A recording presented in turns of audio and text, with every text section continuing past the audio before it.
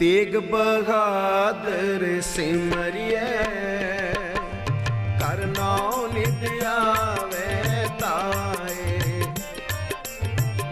तेग बहादुर सिमरिए कर नाम नित आवे ताए।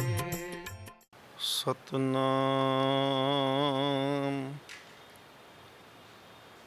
ਧੰਨ ਵਾਹਿਗੁਰੂ ਜੀ। ਹੇ ਪ੍ਰਾਨਨਾਥ ਗੋਬਿੰਦੇ ਕਿਰਪਾ ਨਿਧਾਨ ਜਗਦ ਗੁਰੂ।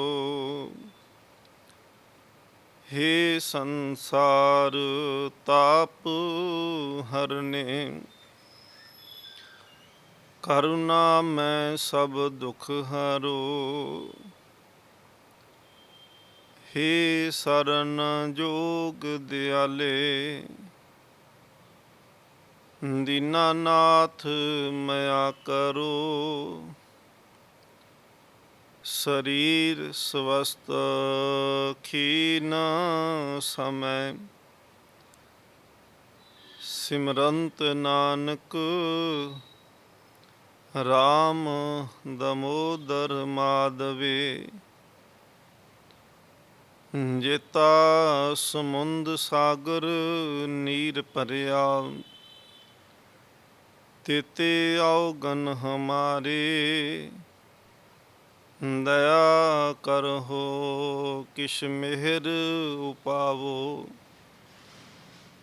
डुब दे पत्थर तारे। ना हो जति सती नहीं पड़िया मूर्ख मुग्धा जन्म पया। मूर्ख मुग्धा जन्म पया परनवत नानक तिनकी सरना। जैन तू नाही विसरिया श्री हर कृष्ण ध्याइयै। जिस डिठै सब दुख जाए तेग बहादुर सिमरियै कर नाम नित आवे ताए। तेग बहादुर सिमरियै कर नाम नित आवे ताए। सब थाई होए सहाय। परम सन्मानयोग जुगो जुगा टल तख्त चौर छत्र दे मालिक सतगुरु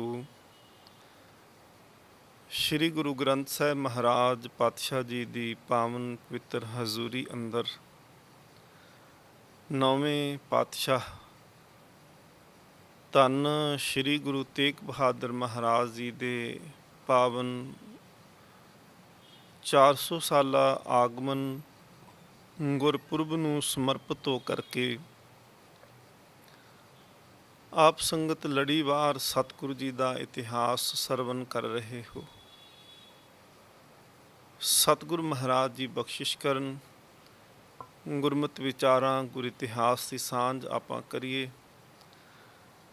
मन बिरतियां एकाग्र करो। आओ सतगुरु महाराज जी दे चरनां दे विच हाज़री लगवाउंदिआं गुरु गोबिंद सिंह महाराज जी की बख्शिश फतेह प्रवान करो जी। वाहिगुरु जी का खालसा वाहिगुरु जी की फतेह। आप जी ने पिछले दीवान दे विच सरवण किया है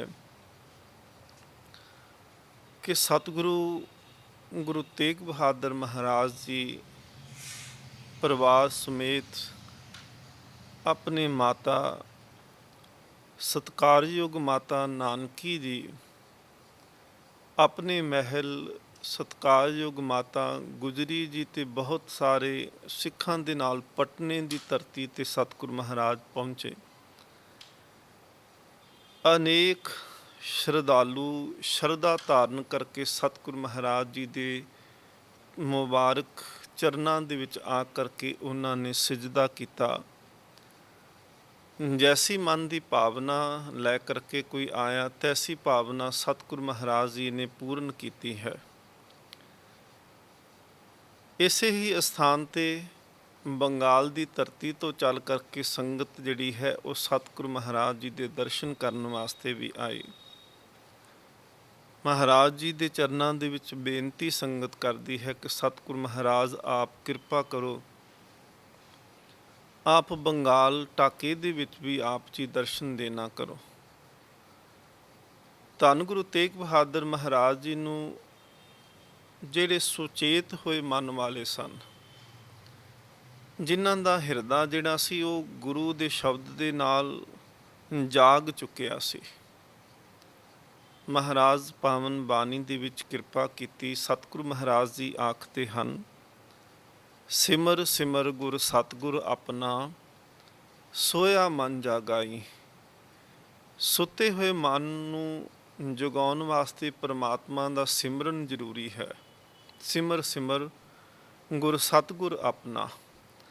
ਤੇ ਜਿਉਂ-ਜਿਉਂ ਅਸੀਂ ਸਿਮਰਦੇ ਹਾਂ, ਜਿਉਂ-ਜਿਉਂ ਚੇਤੇ ਕਰਦੇ ਹਾਂ, ਜਿਉਂ-ਜਿਉਂ ਯਾਦ ਦੇ ਵਿੱਚ ਜੁੜਦੇ ਹਾਂ, ਫਿਰ ਉਸ ਪਰਮਾਤਮਾ ਦੀ ਕਿਰਪਾ ਦੇ ਨਾਲ ਇਹ ਸ਼ਬਦ ਜਿਹੜਾ ਹੈ ਸੁੱਤੇ ਹੋਏ ਮਨ ਨੂੰ ਜਿਹੜਾ ਹੈ ਉਹਨੂੰ ਜਾਗ ਦਿੰਦਾ ਹੈ, ਜਗਾ ਦਿੰਦਾ ਹੈ। ਸੁਪਨਿਆਂ ਦੇ ਵਿੱਚੋਂ, ਸੁਪਨਿਆਂ ਦੇ ਖਿਆਲਾਂ ਦੀ ਇਹ ਦੁਨੀਆ ਜਿਹੜੀ ਹੈ ਇਹ ਮ੍ਰਿਤ ਮੰਡਲ ਹੈ। ਇਸ ਦੀ ਸਮਝ ਆ ਜਾਂਦੀ ਹੈ ਕਿ ਜੋ ਅਸੀਂ ਜਾਗਦੀਆਂ ਅੱਖਾਂ ਨਾਲ ਵੀ ਦੇਖਦੇ ਪਏ ਹਾਂ, ਅਸਲ 'ਚ ਹੈ ਇਹ ਵੀ ਸੁਪਨਾ। ਸਤਿਗੁਰੂ ਸੱਚੇ ਪਾਤਸ਼ਾਹ ਮਹਾਰਾਜ ਜੀ ਦੇ ਚਰਨਾਂ ਦੇ ਵਿੱਚ ਕਿਸੇ ਜਗਿਆਸੂ ਸਿੱਖ ਨੇ ਬੇਨਤੀ ਕੀਤੀ, ਮਹਾਰਾਜ ਕਿ ਬਾਣੀ ਸੁਣਦੇ ਹਾਂ ਰੋਜ਼, ਤੇ ਬਾਣੀ ਦੇ ਨਾਲ ਮਨ ਨੂੰ ਟਿਕਾ ਵੀ ਆਉਂਦਾ ਹੈ, ਪਰ ਬਾਣੀ ਦੇ ਅਰਥ ਭਾਵ ਪੱਲੇ ਨਹੀਂ ਪੈਂਦੇ, ਅਰਥ ਸਮਝ ਵਿੱਚ ਕਈ ਵਾਰੀ ਨਹੀਂ ਆਉਂਦੇ। ਸਤਿਗੁਰੂ ਸੱਚੇ ਪਾਤਸ਼ਾਹ ਮਹਾਰਾਜ ਕੀ ਕਰੀਏ? ਐਸਾ ਹੀ ਸਵਾਲ ਧੰਨ ਗੁਰੂ ਹਰਿ ਰਾਏ ਸਾਹਿਬ ਮਹਾਰਾਜ ਜੀ ਨੂੰ ਵੀ ਸਿੱਖਾਂ ਨੇ ਪੁੱਛਿਆ ਸੀ ਕਿ ਮਹਾਰਾਜ ਕੇ ਅਰਥ ਪਰਮਾਰਥ ਕਛੂ ਨਾ ਜਾਣਾ। ਬਾਣੀ ਪੜ੍ਹਦੇ ਹਾਂ ਪਰ ਅਰਥ ਪਰਮਾਰਥ ਦੇ ਪਤਾ ਕੋਈ ਨਹੀਂ ਚੱਲਦਾ। ਸਤਿਗੁਰੂ ਮਹਾਰਾਜ ਇਹ ਬਾਣੀ ਪੜ੍ਹੇ ਦਾ ਕੋਈ ਲਾਭ ਵੀ ਹੈ ਜਾਂ ਨਹੀਂ? ਤੇ ਮਹਾਰਾਜ ਜੀ ਨੇ ਉਸ ਵੇਲੇ ਕਿਹਾ ਸੀ, ਅਗਲੇ ਦਿਨ ਸਤਿਗੁਰੂ ਮਹਾਰਾਜ ਘੋੜੇ ਤੇ ਸਵਾਰ ਨੇ। ਰਸਤੇ ਵਿੱਚ ਜਾਂਦਿਆਂ ਹੋਇਆਂ ਸਤਿਗੁਰੂ ਮਹਾਰਾਜ ਨੇ ਇੱਕ ਭਾਂਡਾ, ਮਿੱਟੀ ਦਾ ਭਾਂਡਾ, ਜਿਹਦੇ ਵਿੱਚ ਕਿਤੇ ਇਸ ਸਮੇਂ ਘਿਓ ਰੱਖਿਆ ਜਾਂਦਾ ਹੋਵੇਗਾ, ਉਹ ਭਾਂਡੇ ਨੂੰ ਦੇਖ ਕੇ ਮਹਾਰਾਜ ਨੇ ਇਸ਼ਾਰਾ ਕੀਤਾ ਕਿ ਇਸ ਦੇ ਟੁੱਟੇ ਹੋਏ ਭਾਂਡੇ ਦੀ ਠੀਕਰੀ ਚੁੱਕ ਕੇ ਲੈ ਕੇ ਆਓ। ਸਿੱਖਾਂ ਨੇ ਉਹ ਟੁੱਟੀ ਹੋਈ ਠੀਕਰ ਜਿਹੜੀ ਸੀ ਸਤਿਗੁਰੂ ਮਹਾਰਾਜ ਜੀ ਦੇ ਸਾਹਮਣੇ ਲਿਆਏ। ਮਹਾਰਾਜ ਨੇ ਕਿਹਾ ਕਿ ਇਹਦੇ ਵਿੱਚ ਥੰਧਿਆਈ ਹੈ, ਇਹਦਾ ਕਾਰਨ ਕੀ ਹੈ? ਜਿਹੜੇ ਨਾਲ ਜਗਿਆਸੂ ਸਨ ਉਹਨਾਂ ਨੇ ਕਿਹਾ ਕਿ ਸਤਿਗੁਰੂ ਮਹਾਰਾਜ ਇਹਦੇ ਵਿੱਚ ਕਿਸੇ ਸਮੇਂ ਕੋਈ ਘਿਓ ਰੱਖਦਾ ਹੋਏਗਾ, ਜਿਸ ਦੇ ਕਰਕੇ ਇਹਦੇ ਵਿੱਚ ਇਹ ਠੰਡਾਪਨ ਜਿਹੜਾ ਹੈ, ਇਹ ਚਿਕਨਤਾ ਜਿਹੜੀ ਹੈ ਉਹ ਰਹਿ ਗਈ ਹੈ। ਸਤਿਗੁਰੂ ਮਹਾਰਾਜ ਜੀ ਨੇ ਉੱਥੇ ਫਿਰ ਸਮਝਾਉਣਾ ਕੀਤਾ ਕਿ ਅਸੀਂ ਬਾਣੀ ਪੜ੍ਹਦੇ ਹਾਂ, ਵਿਚਾਰ ਕੇ ਪੜ੍ਹਨੀ ਚੰਗੀ ਗੱਲ ਹੈ। ਜਿਹੜਾ ਬਾਣੀ ਨੂੰ ਵਿਚਾਰ ਕਰਕੇ ਸਮਝ ਕਰਕੇ ਪੜ੍ਹਦਾ ਹੈ ਬਹੁਤ ਚੰਗਾ ਹੈ, ਪਰ ਜੇਕਰ ਨਹੀਂ ਇਤਨੀ ਸਮਝ ਪੈਂਦੀ ਤਾਂ ਬਾਣੀ ਪੜ੍ਹਨੀ ਨਹੀਂ ਛੱਡਣੀ ਚਾਹੀਦੀ। ਗੁਰਬਾਣੀ ਜਿਹੜੀ ਹੈ ਇਹ ਪਰਮਾਤਮਾ ਦੇ ਨਾਲ ਸਾਡਾ ਨਾ ਮੇਲ ਜੋੜਦੀ ਹੈ। ਜਿਵੇਂ ਘਰ ਦੇ ਵਿੱਚ ਅੱਜ ਅਸੀਂ ਦੇਖਦੇ ਹਾਂ ਕਿ ਬਿਜਲੀ ਵਾਇਰ ਦੇ ਰਾਹੀਂ, ਤਾਰਾਂ ਦੇ ਰਾਹੀਂ ਸਾਡੇ ਘਰ ਤੱਕ ਪਹੁੰਚਦੀ ਹੈ। ਹੁਣ ਕਿਸੇ ਟਾਈਮ 'ਤੇ ਕੋਈ ਬਿਜਲੀ ਖਰਾਬ ਹੋ ਜਾਏ, 2-4 ਦਿਨ ਬਿਜਲੀ ਨਾ ਆਏ, ਤਾਂ ਕੋਈ ਵੀ ਐਸਾ ਦੰਪਤੀ ਨਹੀਂ, ਕੋਈ ਵੀ ਐਸਾ ਪਰਿਵਾਰ ਦਾ ਮੈਂਬਰ ਨਹੀਂ ਜੋ ਇਹ ਕਹਿੰਦਾ ਹੋਵੇ ਕਿ ਨਹੀਂ ਬਿਜਲੀ ਆਉਂਦੀ ਕੋਈ ਨਹੀਂ ਤੇ ਤਾਰਾਂ ਲਾ ਸੁੱਟਣੀਆਂ ਚਾਹੀਦੀਆਂ ਨੇ। ਬਸ ਇਹੀ ਆਸ ਕਰਦੇ ਨੇ ਕਿ ਚਲੋ ਜਿਸ ਦਿਨ ਜਿਸ ਸਮੇਂ ਵੀ ਬਿਜਲੀ ਆਏਗੀ ਉਹ ਉਸੇ ਵੇਲੇ ਜਿਹੜਾ ਹੈ ਇਹ ਤਾਰਾਂ ਦੇ ਨਾਲ ਹੀ ਸਾਡੇ ਘਰ ਤੱਕ ਪਹੁੰਚ ਜਾਏਗੀ। ਇਸ ਕਰਕੇ ਇਹ ਜ਼ਰੂਰੀ ਹੈ ਕਿ ਜਿਹੜੀਆਂ ਤਾਰਾਂ ਨੇ ਉਹ ਜੁੜੀਆਂ ਰਹਿਣ, ਤਾਂ ਬਿਜਲੀ ਆਏਗੀ, ਤਾਂ ਚਾਨਣ ਹੋਏਗਾ, ਤਾਂ ਰੌਸ਼ਨੀ ਪ੍ਰਕਾਸ਼ ਘਰ ਦੇ ਵਿੱਚ ਹੋਵੇਗਾ। ਇਸੇ ਤਰ੍ਹਾਂ ਬਾਣੀ ਜਿਹੜੀ ਪੜ੍ਹਨੀ ਹੈ, ਇਹ ਬਾਣੀ ਦਾ ਪੜ੍ਹਨਾ ਪਰਮਾਤਮਾ ਦੇ ਨਾਲ ਸੰਬੰਧ ਜੋੜਨਾ ਹੈ। ਤੇ ਜਿਤਨਾ ਅਸੀਂ ਬਾਣੀ ਨੂੰ ਪੜ੍ਹਦੇ ਜਾਵਾਂਗੇ, ਉਨਾ ਹੀ ਪਰਮਾਤਮਾ ਦੇ ਨਾਲ ਉਹ ਸੰਬੰਧ ਜਿਹੜੇ ਨੇ ਉਹ ਪੱਕੇ ਹੁੰਦੇ ਜਾਂਦੇ ਨੇ। ਸਤਿਗੁਰੂ ਮਹਾਰਾਜ ਜੀ ਨੇ, ਸਿੱਖ ਨੇ ਪੁੱਛਿਆ ਜਗਿਆਸੂ ਨੇ ਕਿ ਮਹਾਰਾਜ ਆਪ ਕਿਰਪਾ ਕਰੋ, ਉਪਦੇਸ਼ ਦੇਣਾ ਕਰੋ। ਸਤਿਗੁਰੂ ਮਹਾਰਾਜ ਜੀ ਨੇ ਗੌੜੀ ਰਾਗ ਦੇ ਅੰਦਰ ਫਰਮਾਨ ਕੀਤਾ, ਪ੍ਰਾਨੀ ਕਉ ਹਰ ਜਸ ਮਨ ਨਹੀਂ ਆਵੇ। ਕਿਉਂਕਿ ਜਦੋਂ ਅਸੀਂ ਬਾਣੀ ਪੜ੍ਹਦੇ ਹਾਂ, ਸੁਣਦੇ ਹਾਂ, ਉਦੋਂ ਮਨ ਜਿਹੜਾ ਹੈ ਉਹ ਹੋਰਾਂ ਪਾਸੇ ਦੌੜ ਜਾਂਦਾ ਹੈ। ਗੁਰੂ ਨਾਨਕ ਦੇਵ ਮਹਾਰਾਜ ਸੱਚੇ ਪਾਤਸ਼ਾਹ ਜੀ ਦੀ ਉਦਾਸੀ ਜਦੋਂ ਮਹਾਰਾਜ ਜੀ ਨੇ ਪਹਿਲੀ ਕੀਤੀ, ਉਸ ਵੇਲੇ ਇੱਕ ਸਿੱਖ ਦੇ ਘਰ ਗਏ, ਜਿਸ ਦਾ ਨਾਂ ਇਤਿਹਾਸ ਨੇ ਭਾਈ ਝੰਡਾ ਕਰਕੇ ਲਿਖਿਆ ਹੈ। ਭਾਈ ਝੰਡਾ ਬਾਡੀ ਕਰਕੇ ਇਸ ਦਾ ਨਾਮ ਇਤਿਹਾਸ ਦੇ ਵਿੱਚ ਦਰਜ ਹੈ। ਗੁਰੂ ਨਾਨਕ ਦੇਵ ਸੱਚੇ ਪਾਤਸ਼ਾਹ ਮਹਾਰਾਜ ਤੋਂ ਪਹਿਲਾਂ ਬਾਣੀ ਇੱਥੋਂ ਤੱਕ ਪਹੁੰਚੀ ਹੈ। ਇਹਨੇ ਮਹਾਰਾਜ ਜਦੋਂ ਗੁਰੂ ਨਾਨਕ ਦੇਵ ਸੱਚੇ ਪਾਤਸ਼ਾਹ ਜਾਂਦੇ ਨੇ ਤੇ ਇਹਨੇ ਬੇਨਤੀ ਕੀਤੀ, ਸੱਚੇ ਪਾਤਸ਼ਾਹ ਬਾਣੀ ਪੜ੍ਹਦੇ ਹਾਂ ਤੇ ਮਨ ਨਹੀਂ ਟਿਕਦਾ। ਕਿਉਂਕਿ ਇਹ ਉਸ ਸਮੇਂ ਦੇ ਸਿੱਖਾਂ ਦੀ ਇਕੱਲੀ ਤਰਾਸਦੀ ਨਹੀਂ ਸੀ। ਅੱਜ ਵੀ ਬਹੁਤ ਸਾਰੇ ਐਸੇ ਜਗਿਆਸੂ ਨੇ ਜਿਹੜੇ ਮਨ ਦੇ ਵਿੱਚ ਇਹੀ ਪ੍ਰਸ਼ਨ ਲੈ ਕੇ ਗੁਰੂ ਘਰ ਦੇ ਵਿੱਚ ਆਉਂਦੇ ਨੇ ਕਿ ਕੀ ਕਰੀਏ, ਕਿਵੇਂ ਕਰੀਏ ਕਿ ਮਨ ਜਿਹੜਾ ਹੈ ਉਹ ਟਿਕ ਜਾਏ, ਬਾਣੀ ਸੁਣੀਏ, ਬਾਣੀ ਦਾ ਰਸ ਸਾਨੂੰ ਆਉਣਾ ਸ਼ੁਰੂ ਹੋ ਜਾਏ। ਧੰਨ ਗੁਰੂ ਨਾਨਕ ਦੇਵ ਮਹਾਰਾਜ ਜੀ ਨੇ ਭਾਈ ਝੰਡਾ ਬਾਡੀ ਜਿਹੜਾ ਹੈ ਉਹਨੂੰ ਆਪਣੇ ਸਨਮੁਖ, ਆਪਣੇ ਸਾਹਮਣੇ ਬਿਠਾਉਣਾ ਕੀਤਾ। ਗੁਰੂ ਨਾਨਕ ਦੇਵ ਸੱਚੇ ਪਾਤਸ਼ਾਹ ਮਹਾਰਾਜ ਕਹਿੰਦੇ ਨੇ, ਝੰਡਾ ਜੀ ਹੁਣ ਬਾਣੀ ਪੜ੍ਹੋ। ਸਾਖੀਕਾਰ ਲਿਖਦੇ ਨੇ ਕਿ ਭਾਈ ਝੰਡੇ ਨੇ ਸਤਿਗੁਰੂ ਗੁਰੂ ਨਾਨਕ ਦੇਵ ਮਹਾਰਾਜ ਜੀ ਦੇ ਸਾਹਮਣੇ ਸਨਮੁਖ ਹੋ ਕਰਕੇ ਬਾਣੀ ਨੂੰ ਪੜ੍ਹਿਆ। ਸਮਾਪਤੀ ਕਰਕੇ ਮਹਾਰਾਜ ਜੀ ਦੇ ਚਰਨਾਂ ਦੇ ਵਿੱਚ ਆਪਣਾ ਸੀਸ ਰੱਖ ਦਿੱਤਾ। ਗੁਰੂ ਨਾਨਕ ਦੇਵ ਸੱਚੇ ਪਾਤਸ਼ਾਹ ਮਹਾਰਾਜ ਕਹਿੰਦੇ ਨੇ, ਝੰਡਾ ਜੀ ਆਪ ਜੀ ਆਖਦੇ ਹੋ ਕਿ ਬਾਣੀ ਪੜ੍ਹਿਆ ਅੰਦਰ ਆਨੰਦ ਰਸ ਨਹੀਂ ਆਉਂਦਾ, ਅੱਜ ਦੱਸੋ ਆਨੰਦ ਆਇਆ ਕਿ ਨਹੀਂ ਆਇਆ? ਕਹਿਣ ਲੱਗਾ, ਮਹਾਰਾਜ ਜਿੰਨਾ ਆਨੰਦ, ਜਿੰਨਾ ਰਸ ਅੱਜ ਪ੍ਰਾਪਤ ਹੋਇਆ ਹੈ, ਇੰਨਾ ਅੱਜ ਤੋਂ ਪਹਿਲਾਂ ਕਦੀ ਵੀ ਨਹੀਂ ਮਿਲਿਆ। ਮਹਾਰਾਜ ਨੇ ਪੁੱਛਿਆ ਕਿ ਅੱਜ ਕਿਉਂ ਪ੍ਰਾਪਤ ਹੋਇਆ? ਕਹਿਣ ਲੱਗਾ, ਇਸ ਕਰਕੇ ਮਹਾਰਾਜ ਕਿ ਅੱਜ ਆਪ ਜੀ ਸਾਹਮਣੇ ਬੈਠੇ ਸੀ ਤੇ ਤੁਹਾਡੇ ਸਾਹਮਣੇ ਬੈਠ ਕੇ ਬਾਣੀ ਪੜ੍ਹਨ ਨਾਲ, ਤੁਹਾਡੇ ਦਰਸ਼ਨ ਕਰਨ ਨਾਲ, ਤੁਹਾਡੀ ਆਬਾ, ਤੁਹਾਡੀ ਹਜ਼ੂਰੀ ਵਿੱਚ ਪੜ੍ਹਨ ਦੇ ਨਾਲ ਮਹਾਰਾਜ ਇਹ ਆਨੰਦ ਪ੍ਰਾਪਤ ਹੋਇਆ। ਗੁਰੂ ਨਾਨਕ ਦੇਵ ਮਹਾਰਾਜ ਕਹਿੰਦੇ ਨੇ ਕਿ ਹਾਂ ਬਿਲਕੁਲ, ਕਿ ਜਿਸ ਵੇਲੇ ਵੀ ਬਾਣੀ ਪੜ੍ਹਨੀ ਹੈ ਹਜ਼ੂਰੀ ਵਿੱਚ ਪੜ੍ਹਨੀ ਹੈ। ਇਹ ਜਾਣ ਕੇ ਪੜ੍ਹਨੀ ਕਿ ਗੁਰੂ ਨਾਨਕ ਸਾਹਮਣੇ ਬੈਠਾ ਸਾਨੂੰ ਸੁਣਦਾ ਪਿਆ ਹੈ। ਗੁਰੂ ਗੈਰ ਹਾਜ਼ਰ ਕਦੀ ਨਹੀਂ ਹੁੰਦਾ, ਗੁਰੂ ਹਾਜ਼ਰ ਨਾਜ਼ਰ ਹੈ। ਗੁਰੂ ਸਾਨੂੰ ਸੁਣਦਾ ਪਿਆ ਹੈ, ਗੁਰੂ ਸਾਨੂੰ ਦੇਖਦਾ ਪਿਆ ਹੈ। ਤੇ ਜਦੋਂ ਬਾਣੀ ਪੜ੍ਹਨ ਲੱਗਿਆ ਮਨ ਦੇ ਵਿੱਚ ਇਹ ਵਿਚਾਰ ਬਣਾ ਕਰਕੇ ਬਾਣੀ ਪੜ੍ਹੋਗੇ, ਸਤਿਗੁਰੂ ਮਹਾਰਾਜ ਕਹਿੰਦੇ ਨੇ ਉਸ ਦਿਨ ਆਨੰਦ ਵੀ ਆਏਗਾ। ਮਨ ਲਾਗੇ ਕਿ ਇਹ ਨਿਸ਼ਾਨੀ ਮਿੱਠੀ ਲਾਗੇ ਪ੍ਰੈ ਕੀ ਬਾਣੀ। ਸਤਿਗੁਰੂ ਮਹਾਰਾਜ ਗੁਰੂ ਤੇਗ ਬਹਾਦਰ ਜੀ ਕਿਰਪਾ ਕਰਦੇ ਨੇ, ਪ੍ਰਾਨੀ ਕੋ ਹਰ ਜਸ ਮਨ ਨਹੀਂ ਆਵੇ, ਅਹਨਿਸ ਮਗਨ ਰਹੇ ਮਾਇਆ ਮੈਂ ਕਹੋ ਕੈਸੇ ਗੁਣ ਗਾਵੇ। ਮਹਾਰਾਜ ਕਹਿੰਦੇ ਨੇ ਕਿ ਮਨ ਜਿਹੜਾ ਹੈ ਉਹ ਤਾਂ ਕਾਬੂ ਦੇ ਵਿੱਚ ਨਹੀਂ ਕੀਤਾ, ਵਸ ਦੇ ਵਿੱਚ ਨਹੀਂ ਆਇਆ। ਅਹਨਿਸ ਦਿਨ ਰਾਤ, ਇਹ ਦਿਨ ਤੇ ਰਾਤ, ਅਹਨਿਸ, ਇਹ ਕਹਿੰਦੇ ਨੇ ਦਿਨ ਨੂੰ ਤੇ ਨਿਸ ਕਹਿੰਦੇ ਨੇ ਰਾਤ ਨੂੰ। ਅਹਨਿਸ ਮਗਨ ਰਹੇ ਮਾਇਆ ਮੈਂ, ਮਾਇਆ ਦੇ ਵਿੱਚ ਹਰ ਵੇਲੇ ਮਨ ਜਿਹੜਾ ਹੈ ਉਹ ਦਿਨੇ ਜਾਗਦਿਆਂ ਹੋਇਆਂ ਵੀ ਮਗਨ ਹੈ।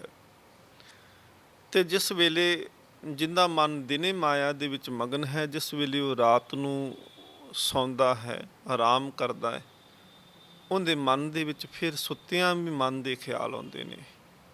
ਤੇ ਕਈ ਤਾਂ ਸਾਰਾ ਸਾਰਾ ਦਿਨ ਕੀ ਸਾਰੀ ਸਾਰੀ ਰਾਤ ਵੀ ਦੌੜਦੇ ਨੇ ਮਾਇਆ ਦੇ ਪਿੱਛੇ ਤਾਂ ਕਿ ਮਾਇਆ ਪ੍ਰਾਪਤ ਹੋ ਜਾਵੇ।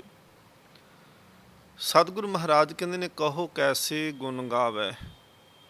ਫਿਰ ਦੱਸੋ ਜਦੋਂ ਮਨ ਕੋਲ ਨਹੀਂ, ਮਨ ਬੈਠਾ ਹੀ ਨਹੀਂ ਬਾਣੀ ਪੜ੍ਹਨ ਵਾਸਤੇ, ਮਨ ਬੈਠਿਆ ਹੀ ਨਹੀਂ ਗੁਣ ਗਾਉਣ ਵਾਸਤੇ, ਤੇ ਮਹਾਰਾਜ ਕਹਿੰਦੇ ਨੇ ਕਿ ਫਿਰ ਜਦੋਂ ਮਨ ਉੱਥੇ ਨਹੀਂ ਕਹੋ ਕੈਸੇ ਗੁਣ ਗਾਵੇ, ਕਿਵੇਂ ਗੁਣ ਗਾਵੇਂਗਾ।